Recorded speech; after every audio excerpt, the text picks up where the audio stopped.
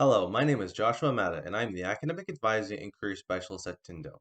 I am part of the Center for Academic Excellence, and I'm here to talk about how you can excel doing classes online at Tyndale. This is part two of our two-part series about online learning at Tyndale. And today we'll focus on everything you need to know about how you can manage your personal well-being and your studies at the same time. Let's begin, shall we?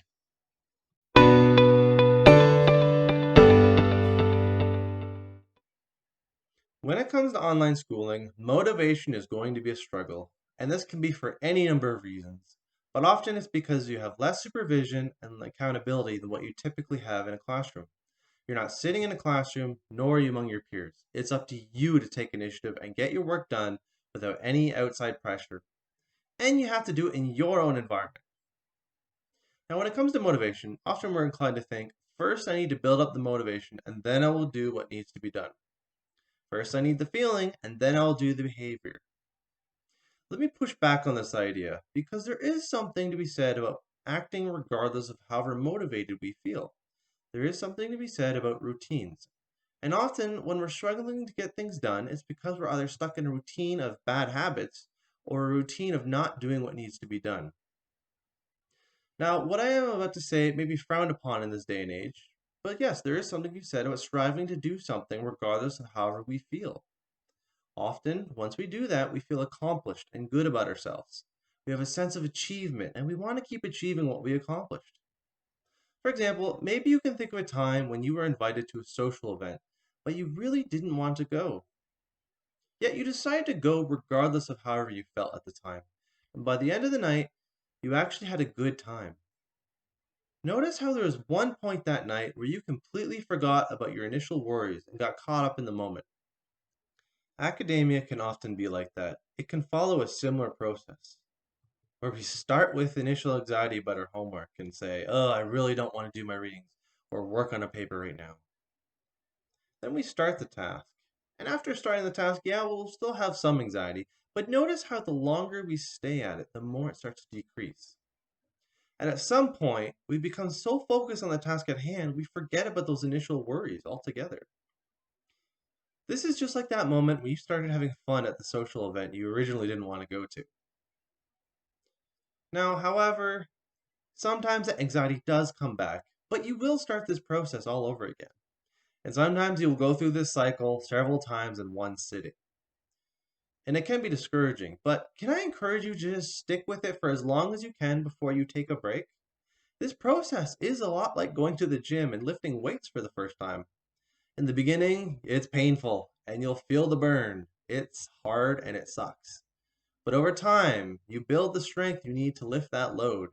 And eventually, that weight is no problem at all. In fact, with training, it becomes easy and natural. It just takes time and practice. So, doing any sort of academic work is just like going to the gym, but instead of building your body's muscles, you're working your brain muscles. But know that even weightlifters need a coach to give them some tips. So, don't be afraid to ask for help. Tyndale has plenty of tutors, writing consultants, counselors, and advisors, and these services are all available online. Now, feeling motivated and feeling anxious about doing work are two sides of the same coin. You're either going to feel one or the other, and it's all about how you handle them. And my point in saying all this is that whether or not you feel motivated to do your work, you don't necessarily need that motivation feelings to get things done. Not if you know how to handle the stress school puts on you.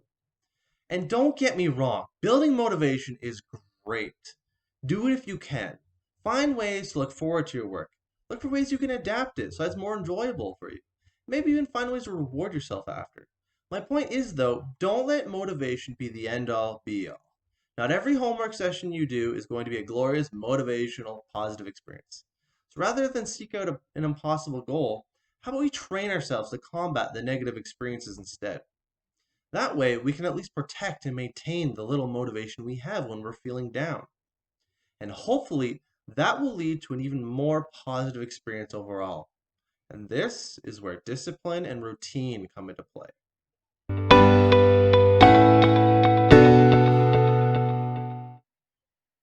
While self discipline is essential for school in general, I would argue that it's even more important for online schooling. And this is because a good routine can enrich your life keep you nourished, and help you build motivation. It can provide you with a goal to aim for and reward you with a sense of accomplishment when you achieve that goal. And when your motivation dwindles, it can provide direction and stability to keep you going. Because when you have no motivation, the last thing you want to do is figure out how to get your work done or how to get through the day. Instead, it is so much easier to build the right habits so that you can get done what needs to be done simply because you're in the habit of doing so. So, let's discuss how you can build habits that lead to success.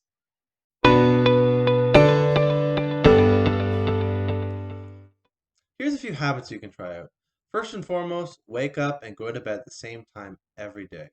Consistent regular sleep is critical for mental health. The circadian rhythm is a real thing. Your body tries to follow a schedule, so build a sleep routine and follow it. This will reduce stress and anxiety on your body. Try new alarm clocks, reward yourself for going to bed early or getting up, and give yourself some quiet time before bed. Experiment. Do whatever it takes to get this done. Because if you're to take anything away from this talk and make any changes in your life, do this one. Sleep is critical for a good routine. Drink lots of water and eat regular healthy meals. It's so easy to load up on caffeine, sugar, and fast food when you're doing online courses. What you eat does affect your mood and your ability to concentrate. If you manage your diet well, generally you'll feel so much more energized and have the attention span you need to succeed. Find ways to exercise and go for walks. Physical exercise is associated with mental health and concentration. You can easily be cooped up in your house for long periods of time, and you might not have a computer setup that's good for your posture. So make sure to stretch, go for walks, and get exercise. You don't need to push yourself to get massive gains or be an athlete. Just do something. Physical activity is essential to caring for yourself, mentally, physically, and even spiritually. Make sure to disconnect from work and school. Have hobbies or pick up new ones. Do hobbies that don't involve screen time, though. Give yourself time to think about things other than schoolwork. And if you need to, learn to give yourself permission to do this. Yes, we need to work hard, but we also need to enjoy life.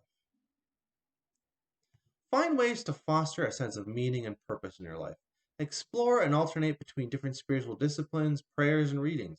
Read motivating, inspiring, and nourishing books, even for just a few minutes a day. Browse the Tyndale bookstore. There's tons of good books there. Establish a clean, organized workspace every day. This can improve your morale and effectiveness while working. It can also help you feel engaged during lectures. Think of your work environment as a symbol of your well-being. If there's papers, books, plates, dishes, and cups cluttered all around it, maybe it's time for some self-care. It can actually be very satisfying to intentionally give yourself some time to clean up and organize your area. So take care of your work area and yourself. But let's be honest, few of us will practice any of these habits perfectly. I'm no exception. So remember to show yourself patience and grace. Allow yourself to start every day fresh. Every day is a new day, and if you're in the middle of it and you need to start over, do it. Start over as many times as you need because you'll get there eventually. There's no rush to be perfect.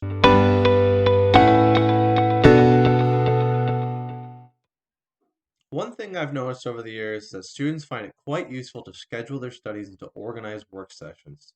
And there are many ways you can do this, but consider scheduling your work periods into 90-minute chunks of time. Work for an hour and a half, then take a break. Then work for another 90 minutes. Take a break and do another. Now, you don't have to do 90 minutes though. That may be too short or too long for you. But you might find that you can work longer periods of time on one subject and shorter on another. Maybe you can do 60 minutes on philosophy, but 75 on history. So experiment and take some time to figure out how long you can stay focused on a particular subject. Notice when your mind starts to wander, when you start to get distracted, when you want to procrastinate, and when you start to get stressed. That may be a sign that it's time to take a break. However, if you start feeling that way and not a lot of time has passed, do keep trying. Challenge yourself to keep going. It might just be some of that initial work anxiety I mentioned earlier. It often fades. So make sure your work sessions aren't too short, but also make sure they're not too long. Don't overwork yourself for extended periods of time. After you've figured out how long you can usually focus for in a single work session, organize your days by planning a specific number of sessions you want to do. For example, maybe you want to do 3 75-minute sessions later today, 1 focused on reading and 2 focused on a paper, with each session having a break in between. Be realistic with the number of sessions you schedule in a day, though. You have to meet your professor's expectations and get the work done, but you still need to have a healthy work-life balance. When it's time for a break, make sure it's a quality of break. Avoid technology and take non-stimulating breaks. What I mean by that is, we often think we're taking a break when we're watching TV shows, movies, YouTube videos, or listening to music, or even having intense conversations with others.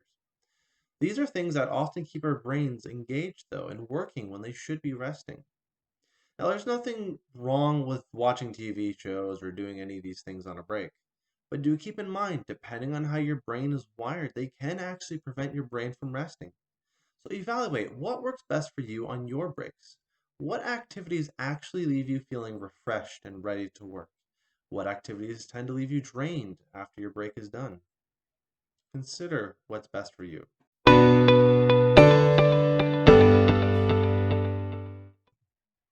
I'm sure you know all about these, but let's go over a few of them. Mobile devices. We all know how distracting our phones can be. So I'm sure you don't need me to tell you to turn them off if you don't need them. But explore your phone settings. See if your device has a focus mode or a do not disturb mode. These settings often let you silence or hide all notifications. You won't know about them until after you disable the setting.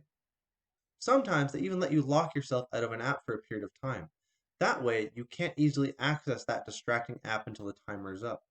You can even download apps that have these same functions. So do some research and figure out what works best for you.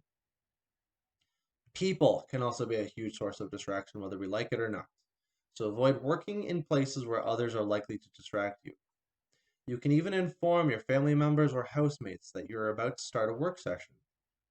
Politely tell them you will be unavailable for a few hours while you work, but give them an idea of when you'll be done.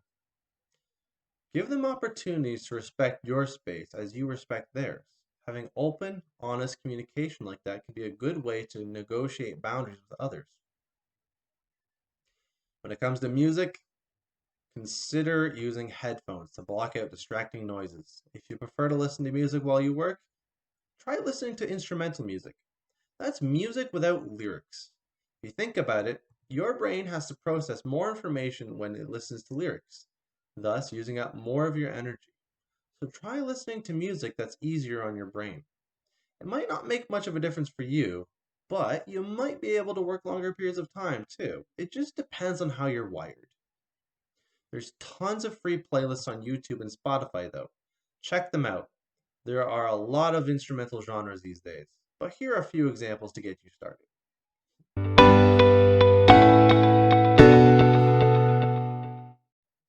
So that's everything you need to know about managing personal wellness and your studies.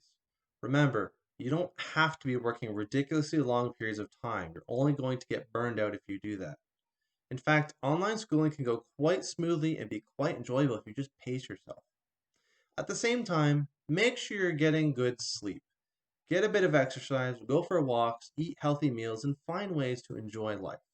And remember, every day is a new day. So that concludes part 2 of our 2-part series about online learning at Tyndale. If you haven't already, go watch part 1 to learn more about the sort of technology you'll need to use in your online courses and how you can participate in your courses over the internet.